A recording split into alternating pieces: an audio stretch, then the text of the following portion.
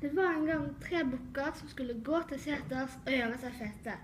Og alle 3 så hette de Bukkene Bruse. På veien var det en bro over en foss som de skulle over.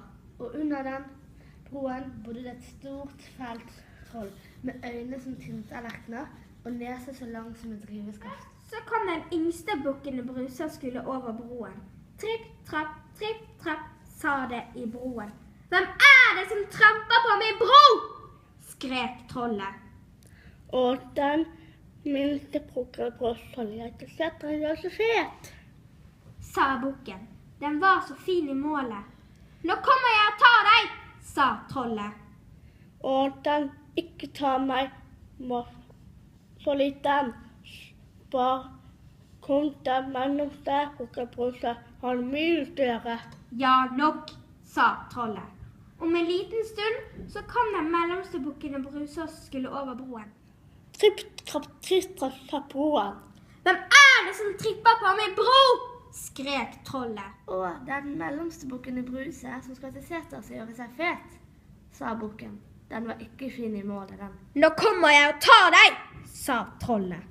Å nei, ikke ta meg, men bli litt til, så kommer den store Bukkene Bruse. Han er mye, mye større. Ja, nok da, sa trollet. Rett som det var, så kom den store Bukken Bruse. Trykk, trapp, sa den broen. Den var så tung at broen både knaket og braket under den. Hvem er det som tramper på min bro? Skrek trollet. Det er den store Bukkene Bruse, sa bukken. Han var så grov i målet.